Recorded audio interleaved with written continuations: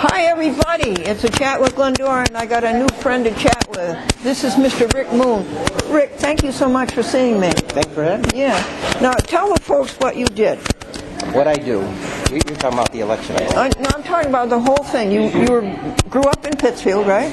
Yep, that was due to my mom and dad. But all kidding aside, 1963 I was born in Pittsfield at Pittsfield General Hospital. And from then on, I just stayed around the Berkshires. And you stayed in the Pittsfield schools? All through, well, actually, Abbey Lodge, Armory School, Crosby Middle School, Connick High School. And actually, I wanted to go into Berkshire Community College and graduated class of 92 from Williams College. Yeah, from Williams. Yeah, so there's the school roundabout. And you took political science? Yep, I focused on political science and I minored in psychology. And were you active in the school government? On the sidelines. Yeah, I have to say. Friends of mine were more active and, so no. I have to say only from an active, what do you call it, spectator's position. But I supported people by going to the things. And then after your 4 years at Williams, where you obtained a BA? Yes, I got in political science. Did you come home to Pittsfield? Yep, I sure did. I went back into my family's business, which started in 1926 here, and was located at 114 Penn Street since 1945. My, and what was it, Rick? Or is it? Dick Moon Sporting Goods. Dick Moon Sporting Goods. It was a full-line sporting goods store, and over the years it transitioned in and out of specific products, but, from soup to nuts. And it was like the old-fashioned hardware stores where you had to ask for help, and it was all about, customer-centric ways, like, can I help you? Really, can I help you find something? And we're a couple of the nuts, okay? Greg, cut it out. Rick, how long did you work into your family? Did you work with your family's business before you started to go into public service? That's a good question. Yes, actually, since I was about 6, but honestly, since I was responsible going in there to work, I was 9. So I learned mercantile business ways from the ground floor up, and I was lucky to be with my family, my grandparents and my father mainly. Yeah. My mom was staying home taking care of my other 2 brothers. Yeah. And Dave was there. Yeah. That was a handful. And where'd your brothers end up? Well, my brother Chris, he's here in Berkshire County at Greylock Federal Credit Union. And he's made a nice family and career for himself. He has I have 3 nieces, he has 3 daughters, and my sister-in-law, Lori, who's a hospice nurse. And my brother Randy, he just recently came back to Pittsfield. I don't know if he'll stay. He's been in and out. He's an engineer. He graduated from RPI. Oh! So he's, everybody kind of stayed local. That's over our way, RPI. Chris went to UMass. They don't want to slave him, so. And so what motivated you to go into public service? I feel like I've always been in public service because, in a way, when you talk about mercantile, customer-centric, that lingo that I use is specifically about listening to people's what they need. And so you're saying they're going on a hike and they might need some moleskin so they don't get a blister, or if they do, they can protect themselves, or they need some chocolate shells or whatever. And even though we were making a profit, that was just like a byproduct because we could buy anything we wanted, and I was educated by my family why we had stuff on the shelves, and we could change it just like that. In those days, sales were only to get rid of merchandise. They weren't used like they are today to train people to wait for the sale of merchandise and just condition them to buying stuff they may or may not need. But not knocking that way, just a different way. So bringing back to where we were as far as where to go from there, I mean, geez, I could talk a whole show about what I learned there in public service because every level of my life, professionally and independently, I've always enjoyed listening to people. And that's where my love of psychology came from. Oh, really? Yeah. So, well, I majored too in psychology. Oh, yeah? Yes, I did. Well, it was a double major, English and psychology. And I was kind of disappointed in psychology because they really didn't tell me how people really, really operate. Well, that's interesting. I would have liked to know about the classes back then. I was lucky enough to take a self-paced class both in psychology and abnormal psychology, and I did so well, they wanted me to tutor in it. And then I did so well at that, they asked me to teach it. And Really? I taught abnormal psychology to primarily nursing school students at Berkshire Community College, and regular psychology. That's wonderful. Yeah, it reinforced the areas that I struggled in. And what years were those? let's see, DSM-3, it was a third edition, so it was probably the mid-80s, 85, I guess. I would have to guess. I'm just guessing, but whatever. Well, excuse us, we got off onto a footnote. And then... But that's public service. That's helping people understand other people, which will trickle out to society bigger than you ever know. Whatever career you have, wherever you are, mother, being a mom or a dad, being a brother or sister, and all the titles we wear besides our career paths. Nice hat, by the way. And I was going to ask you now how you started your government career. Well, when I was working at my family's business, one time I got a parking ticket because I was, well, that's how it happened. I was parked in front of my family's business on Fenn Street, unloading some ammo because we were out of ammo. We couldn't get it from our supplier fast enough, so I brought a case from home because I like to shoot a lot. So I brought my case in, and I didn't put money in the meter, and so I got a ticket. And well, not so unusual, but I followed through. My dad got upset in his way, and I got upset in mine, and I just walked up to City Hall. We had a wonderful mayor at Right the time. across the street, practically. Well, yeah, up the street, just a block. It was that building the City Hall's in now is our old post office, by the way. Oh, okay. But it was that was a long time ago. But yeah, that Ann Wachowski. And I walked into her office and I was complaining. The reason I was complaining is not that I was getting a ticket, but the city employees to the police station, which is right around the corner, and City Hall, were all taking up those spots that our customers needed. And they were feeding the meter or not, but they weren't getting tickets. Oh. So the point was, I was upset that I got a ticket just for 2 minutes of parking without... And I told her when I went, I said, I don't want this ticket fixed. And she said, I wasn't gonna, and I'm not gonna accept it. I just want to make that clear. But here's what the meeting's about. And so what she did, in the end of the conversation, we had a long, great conversation. She used to be a teacher at Berkshire Community College in engineering. Well, she did. Yeah, her husband's a senator, I was a senator. So she respected it so much, she put me on the Palace Theater Committee. So my first... On the what? It was called the Palace Theater Committee. It was a committee to help educate and understand whether we need more management of parking. Just out of talking to you. Out of talking. She's a sharp person. Still is. She's a writer and everything. So, where was I? But also, She what put she you on wanted. the Palace Theater Committee. Yes, and also the purpose of that committee, not only to figure out if we needed more management of parking or a new deck or whatever, we wanted to get our downtown healthy. And we thought, she and I thought, bringing a big company like, at that time, Filene's was the idea because she had connections there. And it was before Filene's was bought out by Main Companies, which is a corporation. But it was still Filene's and Filene's Basement and Boston and really good Commonwealth stuff. Yeah, when bringing it belonged to people instead of corporations. Right. You got it. So here's her idea. She says, I can't take a position on this. It wouldn't be ethical. She's a very ethical person. And I've learned so much from her. We stay in touch today. I rely a lot on her for advice. But going back to that, she said, I can't put myself on a committee and go for something that I think because it wouldn't really be fair to the people. Too much power there, and she was very careful with the power, not to let it corrupt her. And so, anyway, she put me on because we saw the light. She said, if you can get a Filene's downtown, you can draw from their marketing and advertising, and then with our savvies, our business savvies, we would win the customers. There'd be enough for everybody. But we would draw from a broader market, so we wouldn't have to worry about our shrinking economy because of the lack of people, maybe, if that was the reason, and lack of GE, exodus, and not to blame GE, just companies, trickling out and people All over. Yeah. All over. So it's not right. So the bottom line is that would have been a good thing. So your question started out simple, right? Even though you're going to get all this, but that's how I got into politics because I realized while I was serving on a committee, Glenn Russo and Bob Cornwall and Mr. Hathaway, I've learned so much, Mr. Walto, so much I listened, but I really listened what blocked that from happening, the things that I think would have helped our community, and that was people's fears or a lack of wanting to understand, because you can lead a horse to water, but you can't make them drink, right? So you can have all this wonderful information and ideas, this think tank, right there, ready, but nobody wants to take the information in because of their own reasons. Now these people that blocked Filene's from coming down and other things from happening, they decided on their own that they didn't want to stay downtown anyway, so it was kind of weird that they wanted to participate. But that being said, that's just what happened.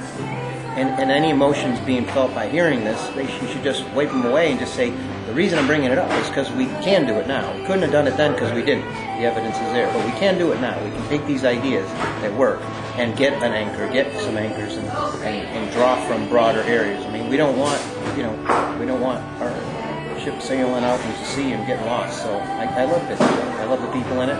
I'm Berkshire-centric. That's one of the reasons I ran for mayor. I really care. And I care from right from the key. When did you come to the decision that you wouldn't? Well, I just did my thing, and I'm telling you it now, and it has more meaning than it did then. Although was a teenager then, but I just did my life. Went back in the store, worked, kept building it, and all of a sudden I decided to go to Williams. They wanted you to, even though it was close, you had to stay on campus and all. So I kind of just did that thing, and then when I was doing the things you could do there, I said, I'm going to do political science. In other words, when you had to declare a major, it was a no-brainer. And I think it was that idea of, I think I need to learn more about it, right? Why could, and it was of interest. And then the psychology was wonderful there. They have a great program. In fact, now we have a memories disorder clinic and a whole bit. The Brofman family has donated a lot of money to help studies for the brain. So anyhow, that's to do with the psychology department. So anyways, but when I was there, it was the Brofman Science Center still. And Lori Hetherington was wonderful. How do you spell Brofman? You know what? I'm going to get in trouble. The Brofmans, but Brofman, phonetically. When you're in trouble, It's like I took statistics in BCC, Frank Dean. He said, we were talking about standard deviations, and everybody was trying to get it. He said, that thing with the I before the E? Says you put it in the middle. There's your standard deviation of 1.76 or whatever. All right, David. What do I say? What do I say? Well, I guess where I left off last time was the psychology end of it and how that kind of drew me into politics. And you started off earlier by asking about how to get into public service. Because politics, fundamentally, without any other types of, without any other type of words, corruption or collusion or anything, politics is about bringing people together. All right. It's very related to religion. It's not. It's not what it is today. Okay, politics. great. Rick, psychology and public service. How do you lead those? Well, they're one and the same. I mean, if you're for the people, then you have to know about the people, and you have to know when such. The reason I ran for mayor is because I know I could help navigate people emotionally through what we're going through, and a lot of things change whether there was a mayor or not. But I think a mayor can be a good leader and have charismatic personality to just say, hey, there's only fear itself to fear, and that's sort of the psychology of it, right? But then you have to do some things. You have to take proactive steps and develop a plan, and then implement it, and that is to get the jobs, to build for the future, to plan our crops, if you feel, but not to feel so hungry that you grab anything. Like when you go to the grocery store and you're hungry, it's a bad thing. You got to know the ingredients you're going to make for dinner, and don't spoil your appetite because you want to get the vitamins. So the Berkshires, you need to make sure it complements every well, not just Pittsford, the whole Berkshires. So I'm going to keep going off on that unless you draw me into more focus. But people and politics is the same thing to me. Go right ahead. Well, what I want to bring to office is a moral character that I don't think our 35 mayors. I can't say back in 1891. I think our first mayor was Mr. Hibbert. So I don't know him, but in general, I think we need to get back to the basics and honest communication. Authentic communication was my foundation. But that's psychologically based. It's the idea of really understanding the people's fears and talking about them and getting it out and then listening to what they say. That's democracy. Not necessarily a Democratic Party like Kennedy, although I'm a Democrat. But over time, people switch their parties for different reasons, usually personal interest, not for the people's interest. And that's a good thought to think about. So politics and psychology are one and the same. I think anybody who's on there needs to have a strong background in psychology and wouldn't do it bad by taking some classes on psychology while they're in office so that they can know about people's needs. So where do you want to go from here? I mean, I have a lot to say about that, but I think it'll go off What the was bat. your first step into the public arena? Well, I guess the true public arena, running for an office, was running for mayor. I mean, that's the honest answer. And will you explain to me why there were 10 candidates? Wait, who Friday? knows? Huh? Who knows? I mean, I never interpretation. saw such a thing. Well, it happened close to that. I'm trying to think of the year in the 90s. Anyways, there was a bunch. There's a book. There's a great book over at Berkshire Anthony in the historical department, the history of 35 mayors. It was actually written by a bunch of people, but one of the authors was a former mayor. He was our youngest mayor, Mr. Capeless, and he was 29, I think, when he was mayor. But and that was in the 40s. And he served for a couple terms. Back then, you were appointed mayor. There was no election, but the council appointed you. Oh yes, I've heard of that. Yeah, and that changed after the 30s. But anyhow. Oh really? So I won't bore you with the details, but the point is 10 candidates doesn't always happen. And in 35 mayors, there's only been a couple elections where there were a lot of candidates. And that's a good thing for the public. What's the reason there were so many candidates? You know, I could give you intelligent answers. I don't know the reason, right, is the truth, because we don't know. It's obviously dissatisfaction. Well, that's what I would have said before President Obama was elected. But if you notice what happened with President Obama, a lot of different kinds of media, Facebook, Twitter, all the different forms of media got a different age group and different demographics involved. So could you say that those people stayed involved and there's a reflective demographic representation in Pittsford? I don't know. But your first idea, the simple answer is if they were happy, there wouldn't have been a lot of people thinking they could make it better. There you are. Right, Those are the words I had in my mouth. I think I can do it better. But I ran because I was available and ready to run.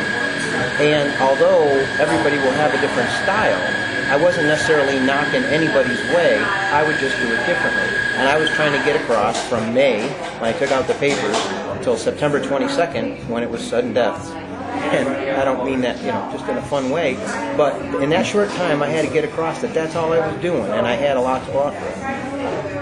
Just tell everybody, the adults and the boys and girls, what is the process of taking out the papers? Well, that's a great process. So May 1st is as soon as you can take out papers for any office. We'll talk about the mayor's office. You need 300 signatures of registered voters. It's a good idea to get some more because if they don't all count, if they thought they were registered and they weren't or what have you, but they have to be registered voters in Pittsfield, Mass. And then you turn them in by, I think it was August, I don't want to quote the date on tape, but August, there was a deadline that you had to turn them in by, and then you qualified to get what's called on the ballot. So you took the papers out. Qualified by what? Called what? So you take your papers out May 1st, and to do that you have to be a resident, and you have to be a citizen, and you take your papers and you go get your signatures, and the signatures are people who are registered voters in Pittsfield, and then you get their information, they sign it, and then you turn all these in, and if you have 300, then you'll get on what's called the ballot. You get onto the ballot. Yeah, that's the first. Those are the first steps. Then you are on the ballot, and then the process happens. The media takes a role before people get on the ballot. There's a time when they want to get every candidate equal time, so they try to get everybody on their radio and TV shows if they have when before, and then they go through the rounds if they can. And they do their best, and then then when you're on the ballot, there's another round, I call it, of free information to the public. Pittsfield Television, the Pittsfield Gazette, the Berkshire Eagle.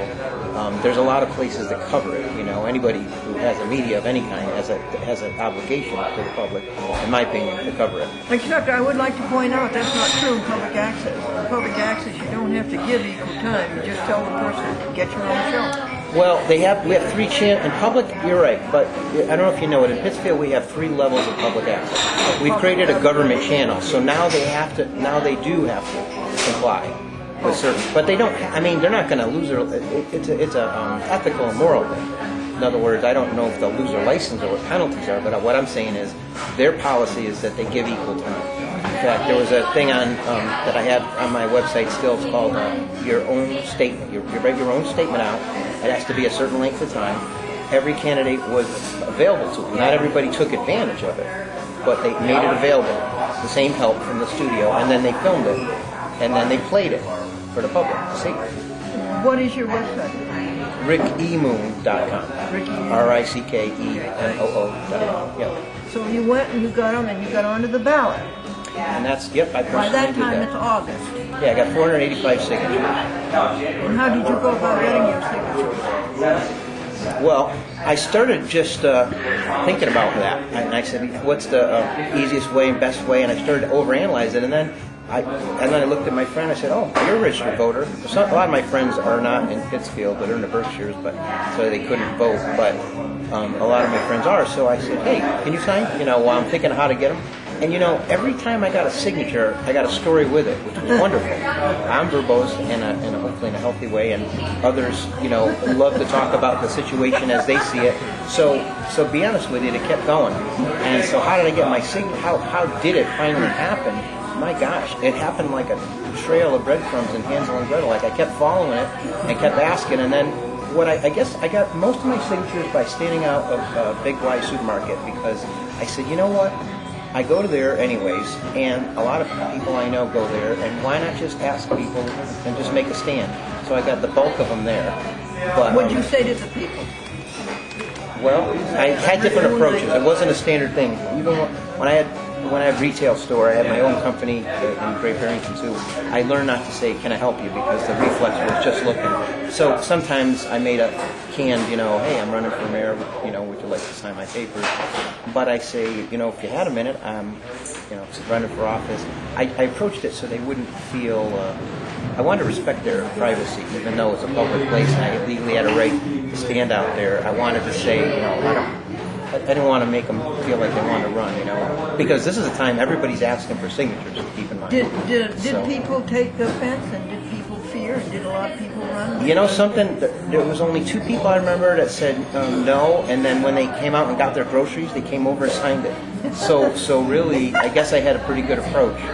And I would have signed it. well, the funny thing is, some people said I'm for, Just on your blue eyes DMPA. alone, I would have But signed watch, it. this is what they didn't know. I mean, this is what happened. They thought, thank you for the compliment. But what I want to get across to the viewers is that was not saying you're going to vote for somebody. That's just saying No. that I want a choice for everybody. So people who said, I'm for one other candidate and I don't want to sign, they didn't get what that purpose of the signature Yeah. was. And, go ahead. No, go ahead. Well, and, no, go ahead. In stereo. What was at the top After of the you, paper? go after you. No. What was at the top of the paper they signed? Well, I had a photocopy, I scanned it into my website. It's not there any longer, but there was a few things. There's a statement from me of where I live, what my name is, and that I'm running for this office. And of course, this is for mayor, but they have different forms in a ward precinct situation.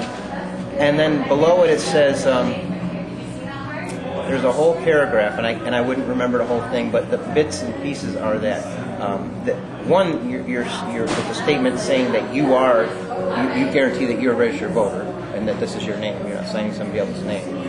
And then the other is that you have either know or have gotten to know this person, me in this case. So the candidate, but it says it much more succinctly than I'm Did trying it say to. under penalty of perjury? I don't think it went there, and I don't know if it is, because I don't think it's that kind of. There's no witness. It's funny. We're going to redesign the forms. Donna Cowan and I were talking about this. The form only leaves for a signature, right? It doesn't leave a place to print your name, and then it leaves a place for ward and precincts. So on a mayor's thing, that doesn't matter, right? So the bottom line is, half of the signatures they didn't take because they couldn't read the signature. Well, that's right. But on the other hand, that's the fault of the form, not having a place to print the name. Yes, definitely. Anyhow, go ahead. But Right, the idea of perjury and stuff, it may come in, but there was nobody witnessing the signature, and there was no way to hold that up. You have to have criteria to make that a truth. So this is very recent, isn't it? Past 2-3 months. All of this that you're telling me. It's a whirlwind. It's like a lifetime in a in a blade of grass as well. And did you at any point say, "What am I doing? Why did I do this? I'm sorry, I'm in it." When I took them out, my papers, I knew a couple ideas of why I'm doing it, and the evidence that I did it was the fact that I did it, right? So, not to be the Walt Whitman kind of, cliche-ish, but then the guy from the Eagle asked me, and I thought about it deeper, and there was so many layers to the onion that it was like building a diamond with different facets. So it depends on what day I asked the question of myself or who asked it, because really, there's a lot of reasons I did it. And so I put them on my website as I thought of it. I wrote like a journal. Oh, you did? Yeah. At any point is what I'm asking. Did you say, I wish I hadn't done this? No. Okay. Oh, never. No. You were glad all the way through the show. Oh yeah. In more ways, 6 ways to Sunday. And so after that, what happened? You were going around to Well, I debates? placed 5th out of 10. You placed 5th? No, I mean, if not to bring it. After that, what happened? I mean, the process. I mean, I could talk about the process in interviews and things, and the debates that we had that were more forums Were than they debates. fun? They were very fun, and how they came about was even more fun. Dan Valenti slid one in, and put it together in 5 days. He got the candidates together, and there was another one that got slid in at the end with WBRK, the one you attended. And see, Oh, that was sponsored by WBRK? yeah, and there's a financial guy there that's doing some good things, I hear, on his office on East Street, and there was a lawyer who's been in the community up in North Adams for a long time, and then there was another person. I think they were all sponsoring it some way. They might have actually paid money, is what I mean. I don't know. But they got the room by the Crown Plaza, donated that, so that there wasn't a cost there. They also And Pittsfield TV is free, so I don't really know where there will be any cost. They also donated the parking. They didn't charge us to park. Very cool. Oh, and so it was on the radio plus TV. But I guess they never streamed it on Pittsfield TV. Why? Well, my opinion would only be my opinion, but my opinion is it wasn't worth their time because they did it the night before the election. So my thought, but just for democracy, they should hear what the candidates that are still available said.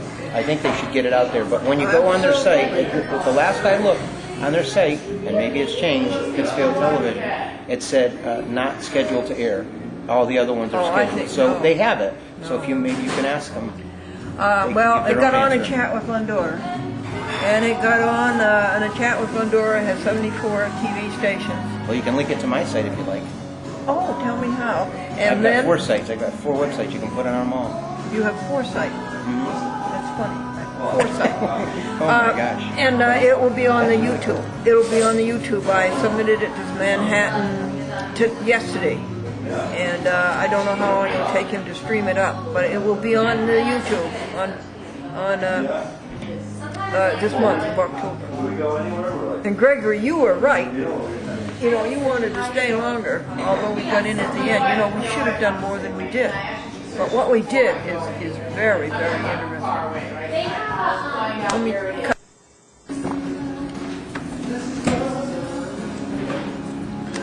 I would like to stop at this point. Anytime. And the reason was... The website and read up what these are the rules, this is the